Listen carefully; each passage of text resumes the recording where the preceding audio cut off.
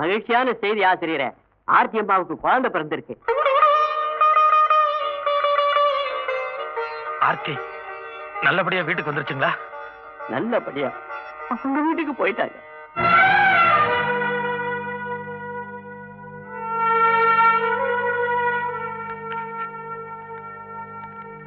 அது வேற ஒண்ணும் இல்ல, ஆர்த்தி அம்மா அவங்க கிட்ட விவாகரத்து கேட்டிருக்காங்க.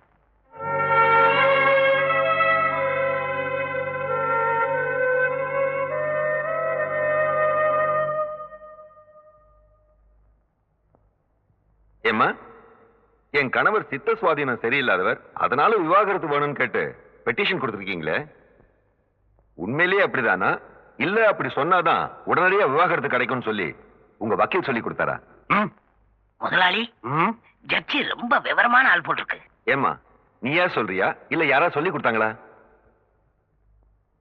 இல்ல, உண்மையிலே சித்த சுவாதீனம் சரியில்லை. மிஸ்டர் ஞானசூரியன், உங்க மனைவியோட குற்றச்சாட்டுக்கு நீங்க என்ன பதில் சொல்றீங்க? எனக்கு தான் அவங்களை சந்தோஷமா வச்சுக்க தெரியல. என்ன பிரியறதையாவது அவங்களுக்கு சந்தோஷம் கிடைக்கும்னா அதை நான் தடப்படுத்த விரும்பல. அவங்க விருப்படியே செய்யுங்க. ஆனா ஒண்ணு, எனக்கு பிறந்தது ஆனா பொண்ணான்னு கூட எனக்கு தெரியாது. எப்பாவது நான் அந்த குழந்தையை பார்க்கணும்னு ஆசைப்பட்டா அதுக்கு மட்டும் அவங்களை அனுமதிக்க சொல்லுங்க. ஏமா, உங்க கணவர் பேசுறத பார்த்தா ரொம்ப தெளிவா இருக்கிற மாதிரி தெரியுதே. புதுசா பாக்குறவங்களுக்கு அப்படிதான் தோணும். ஓகே, ஆனா நீங்க உங்க பெட்டிஷன்ல டாக்டர் சர்டிபிகேட் ப்ரொடியூஸ் பண்ணல. அதனால 2 நாளைக்கு உங்க ஹஸ்பண்ட சைக்காட்ரிஸ்ட் டாக்டர் மோசஸ் கிட்ட அனுப்பி வைக்கிறேன். அவர் உங்க ஹஸ்பண்ட செக் பண்ணி பார்த்துட்டு உண்மையிலேயே அவருக்கு சித்த சுவாதீனம் சரியில்லைன்னு சொல்லிட்டாருன்னா அதுக்கப்புறம் இந்த கேஸை நான் ப்ரொசீட் பண்றேன். அதுக்கு அவசியமே இல்லைங்க யுவர் ஆனர். வணக்கம். அனுமதி இல்லாம கோர்ட்டுக்குள்ள வர்றது தப்புன்னு எனக்கு தெரியும். ஆனா அதே சமயம் அரசாங்க பொறுப்புல இருக்கிற ஒருத்தன் இந்த வழக்குக்கு தேவையான ஆதாரங்களை வச்சுட்டு சும்மா இருக்கிறது அதை விட பெரிய தப்பு. அதனாலதான் வந்தேன். ஏன்பா ஞானம், உப்பு சத்தியாகிறதுக்கு தானே நீ போன? அதுக்காகவா கைது பண்ணி இந்த கூண்ல நிக்க வச்சிருக்கான் இந்த ஆளு? இப்பதான் வர வழியில கேள்விப்பட்டேன், காந்திஜி, நேதாஜி, ராஜாஜி எல்லாரையும் அரெஸ்ட் பண்ணி உள்ள தள்ளி இருக்கான். அடே வெள்ள கோக்கே, நீ அழித காலம் நெருங்கிடுச்சு. ஜெயஹிந்த். தாத்தா, காந்திஜி ராஜாஜி 2 பேரும் ரிலீஸ் பண்ணி அவங்க வெளியே புங்க மரத்து கடையில பேசிட்டு இருக்காங்க. நீங்களும் போய் அவங்க கூட பேசிட்டுங்க. வந்தே மாதரம். யுவர் ஆனர், பொதுவா பெரியவங்களை மறந்துடக்கூடாதுங்கிறதுக்காக குழந்தைகளுக்கு தாத்தா பேர் வைக்கிறது நாட்டு நடப்பு. சில குழந்தைகளுக்கு பேரே வைக்கலனா கூட அவங்களா வளர்ந்து தாத்தா பேர் எடுத்துருவாங்க. இதுல 2வது ரகம் தான் இந்த கூண்ல நிக்கிறவர். இப்ப புத்தி சுவாதீனம் இல்லாம பேசிட்டு போனாரே, அந்த பெரியவருடைய பேரன் தான் இந்த ஞானசூரியன். ஐ சி. நீங்க யாரோ டாக்டர் மோசஸ் கிட்ட அனுப்பி இவரை பத்தி சர்டிபிகேட் வாங்கணும்னு சொன்னீங்களே, 8 வயசுல இருந்தே இவருக்கு மனநிலை சரியில்லைன்னு அந்த டாக்டர் மோசஸே கொடுத்த சர்டிபிகேட் தான் இது. இப்படி ஒரு சர்டிபிகேட் இத்தனை நாளா என்கிட்ட இருக்க வேண்டிய அவசியம் என்னன்னு கோர்ட்ல இருக்கிறவங்க எல்லாருக்கும் குழப்பமா இருக்கலாம். பொது நலன் கருதி ஒரு உண்மையை இப்ப வெக்கத்தை விட்டு சொல்றேன். இந்த ஞானசூரியன் வேற யாரும் இல்ல, என்னுடைய மகன் தான். இல்ல, இவன் எங்க அப்பன் கிடையாது. இவன் ஒரு அயோக்கிய, இவன் ஒரு கொலைகாரன், இவன் ஒரு கொள்ளக்காரன். இந்த நாட்டை உயிரோட விட்டு வைக்கவே கூடாது. Order, order. இவனை கொலை பண்றதால எனக்கு தூக்கு கிடைச்சாலும் பரவாயில்ல, என்னை விட்டுருங்க. I say you stop it. Your honour, இந்த ஆளை பத்தி உங்களுக்கு தெரியாது. இந்த ஆள் சமுதாயத்துக்கு விஷ மாதிரி. Stop it. நீதிமன்றத்தை மதிக்க முதல்ல கத்துக்குங்க. இந்த வழக்கை பொறுத்தவரை குற்றம் சாட்டப்பட்டுள்ள ஞானசூரியன் சித்த சுவாதீனம் சரியில்லாதவர் என்பது தகுந்த அத்தாட்சிகளுடன் நிரூபணமாகிவிட்டதால் ஆர்த்தியின் விவாகரத்து விண்ணப்பத்தை இந்த நீதிமன்றம் உடனடியாக அங்கீகரிக்கிறது. மேலும் இதற்கு முன்னர் வேறொரு வழக்கிற்காக இதே நீதிமன்றம் இதே ஞானசூரியனுக்கு சிறை தண்டனை வழங்கியிருந்தது. ஞானசூரியன் இப்போது மனநோயாளி என்பது நிரூபணமாகியுள்ளதால் அந்த தீர்ப்பை இந்த நீதிமன்றம் தள்ளுபடி செய்து அதற்கு மாறாக ஞானசூரியன் அரசு மனநல மருத்துவமனையில் தங்கி அவசியம் சிகிச்சை பெற வேண்டும் என்றும் இந்த நீதிமன்றம் உத்தரவிடுகிறது. அதோடு மனநிலை சரியில்லாத ஞானசூரியன் பத்திரிகை நடத்துவதற்கும் இடைக்கால தடை விதித்து இந்த நீதிமன்றம் தன்னுடைய தீர்ப்பை வழங்குகிறது.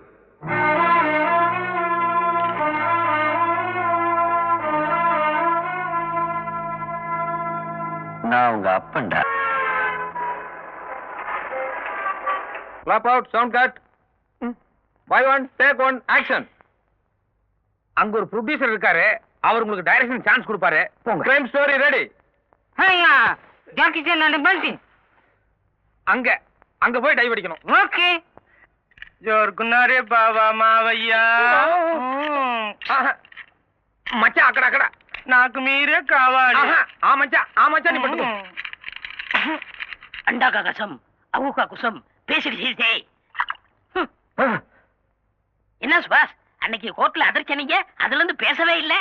டேய் நான் அவர் மகர்னு நினைக்கவே இல்லடா. எவர் மகரே? அதான்டா என் மச்சான் ஞானசூரியரு. மந்திரியோட மகர்னு நான் நினைக்கவே இல்லடா. அவரைத்தான் பைத்தியம்னு துரத்தி விட்டீங்களே. நான் அந்த அர்த்தத்துல சொல்லடா. அவர் ஒரு அன்பு பைத்தியம், அவர் ஒரு அறிவு பைத்தியம், அவர் ஒரு தேச பைத்தியம், அவர் ஒரு ஞான பைத்தியம். அப்படி வச்சுக்கேன்டா. அவரைத்தான் ஆரம்பத்துல இருந்து பிடிக்காத, மூஞ்சி திருப்பிக்கிறீங்களே. தப்புடா தப்பு. அவர் மந்திரி மகன் தெரிஞ்சிருந்தா மூஞ்சி ஒரே சைடு திருப்பி இருப்பேன். இப்ப அது அரண்மனை கோழி முட்டை அம்மிய கூட உடைக்கி விவரம் தெரியாம கோழியை விரட்டி விட்டுருந்தா. இப்ப அந்த கோழி என்ன செய்ய போறீங்க? எப்படியாவது துரத்தி போய் பிடிக்கணும். எப்படி பிடிக்க போறீங்க? பிடிக்கிறேன் பார். ஞானசூரியன் சார், உங்களை பாக்கிறதுக்காக யாரோ 2 தியாகிங்க வந்திருக்காங்க. தியாகிகளா? ஆமா, மகாத்மா காந்தி கூடவே இருந்து சுதந்திரத்தை வாங்கினவங்களாம். வர சொல்லுங்க. வாங்க சார். 5 3 take 2. வணக்கம் மச்சார்.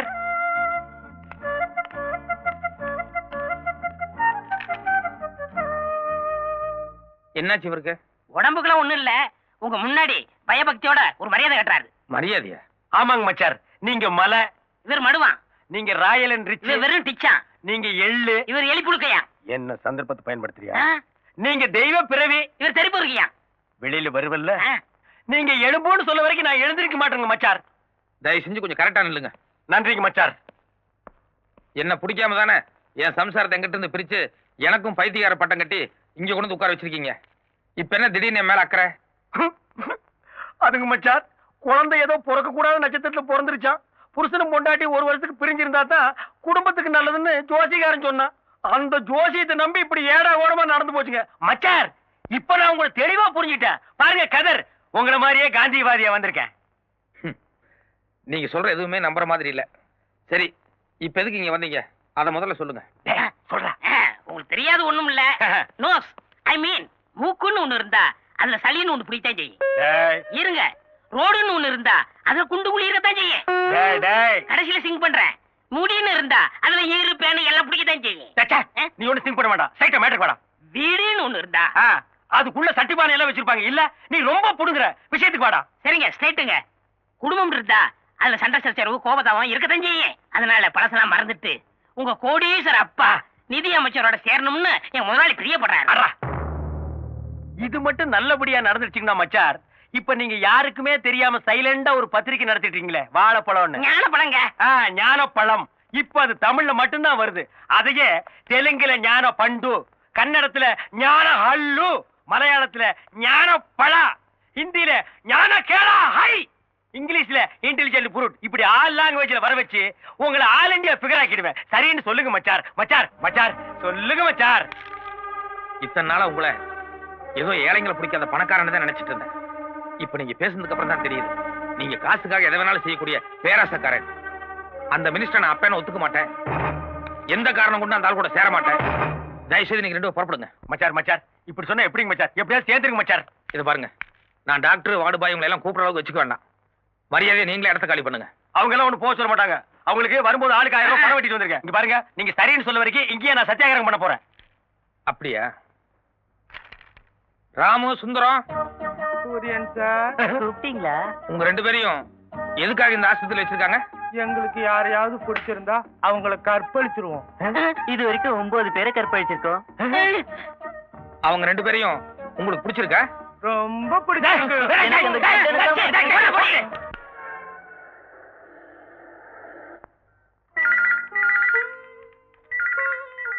Aarthi, please come.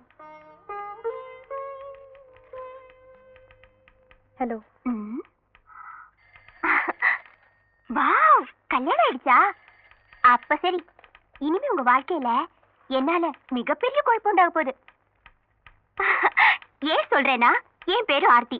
எப்போது உங்க ஹஸ்பண்ட் உங்களுக்கு போன் பண்ணி அத நான் அட்டென்ட் பண்ண போய் நீங்க நினைச்சு அவர் எனக்கு முத்தம் கொடுக்க, நானும் ஒரு மூட்ல அவருக்கு முத்தம் கொடுக்க. ஐய, என்னங்க முத்தத்துக்கு இவ்வளவு சீரியஸ் ஆயிட்டீங்க?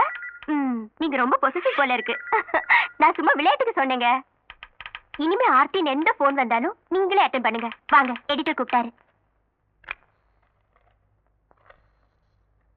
Good morning sir. Good morning. உங்க அப்ளிகேஷன் பயோடேட்டா எல்லாம் பார்த்தேன். Qualification okay. ஆனா இதுக்கு முன்னால எந்த வேலையும் பார்த்ததுல போல இருக்க. ஆமா சார், வேலைக்குன்னு வர்றது இதான் first time. It's all right. News இந்தியாவை பொறுத்தவரையிலும் 2 விஷயம் ஸ்ட்ரிக்டா ஃபாலோ பண்ணணும். நம்பர் 1, மனசாட்சியோட நடந்துக்கணும்.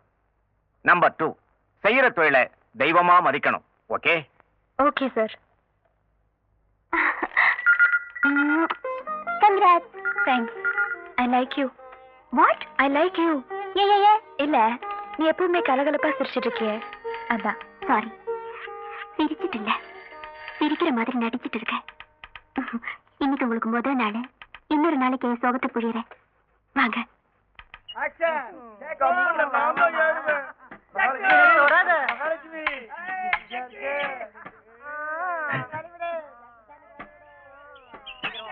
வணக்கம் தம்பி. வணக்கம். மக்களுக்காக பத்திரிகையிலே எழுதினீங்க. எங்க கூட்டத்துல ஒருத்தர் நினைச்சோம்.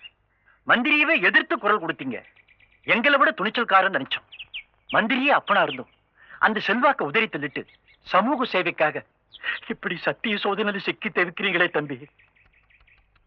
அந்த மணிநீதி சோழனி மறுஜன்மை எடுத்த மாதிரி உங்களுக்கு மரியாதை கொடுக்க தோணுது தம்பி. இத பாருங்க, அந்த ஆளை நான் அப்பானே ஏத்துக்க போறதில்ல. அதனால அந்த ஆளை பத்தி தயவு செஞ்சு பேசாதீங்க. இப்ப நீங்க எதுக்காக வந்தீங்க அதை மட்டும் சொல்லுங்க. நீ ஒரு வார்த்தை சொல்லு தம்பி. ஒரு நல்ல பத்திரிகை ஆசிரியர் இப்படி பைத்தியக்காரன்னு பட்டம் கட்டி உள்ள தள்ளி இருக்காங்களே, இது தப்புன்னு ஒரு பெரிய போராட்டமே ஆரம்பிக்க. உங்களுக்காக போராட 1 லட்சம் தொண்டர்கள் நாங்கள் தயாராக இருக்கிறோம். என்ன மன்னிச்சிருங்க, இது என்னுடைய தனிப்பட்ட பிரச்சனை. இதுல பொதுமக்கள் ஈடுபடுறதை நான் விரும்பல. நான் வரேன். ஒரு நிமிஷம் தம்பி. நீங்க எங்க இயக்கத்துல சேராட்டாலும் பரவாயில்ல. உங்களுக்கு எப்போ என்ன உதவி தேவைப்பட்டாலும் நீங்க தாராளம் இந்த தமிழரசு வீட்டு கதவை தட்டலாம். நான் வரேன் தம்பி.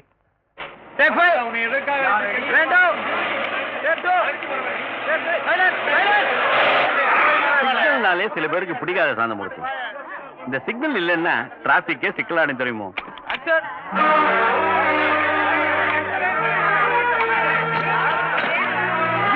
பைத்தியம் எல்லாம் கதவை வந்து ஓடுறாங்க.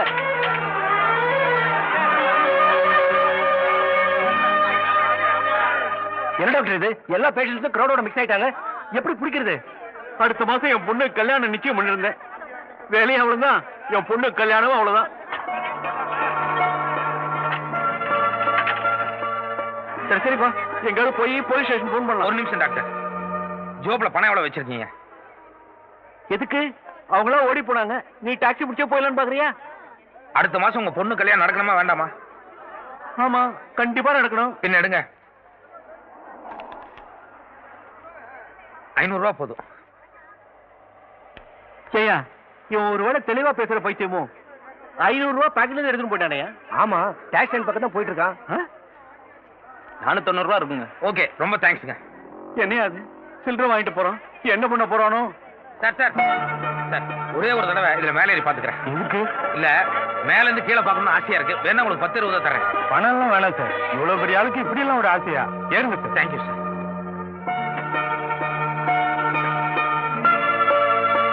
எடுங்க.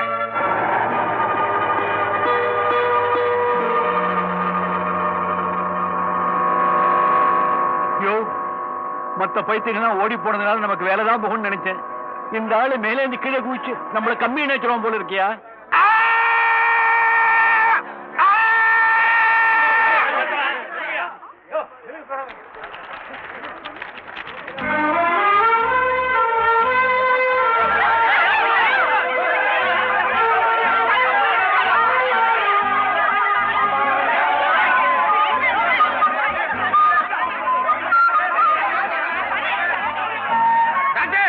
என்ன வேடிக்கை பார்த்துட்டு இருக்கீங்க? வந்து பைத்தியங்களை எல்லாம் வேலை அள்ளி போடுங்க. கில்லாடிப்பா இந்த ஆளு. டிரைவர், வண்டி எடுப்பா. பாபா, சீக்கிரமா.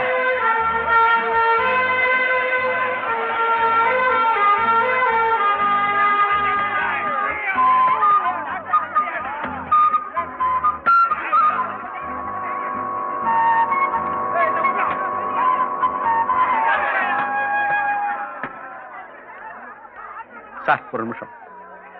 என்ன? இந்த மென்டல் ஹாஸ்பிட்டலோட சீஃப் டாக்டர் நானு. என்ன பொறுத்த வரைக்கும் ஒரு சாதாரண ஆளோட ரொம்ப தெளிவா இருக்கீங்க நீங்க. ஆமா, உங்களை யார் சார் பைத்தியம் சொல்லி உள்ள அடைச்சது? அட சொல்லுங்க சார், உங்களை யார் சார் பைத்தியம் சொல்லி உள்ள அடைச்சது? சில பைத்தியங்க.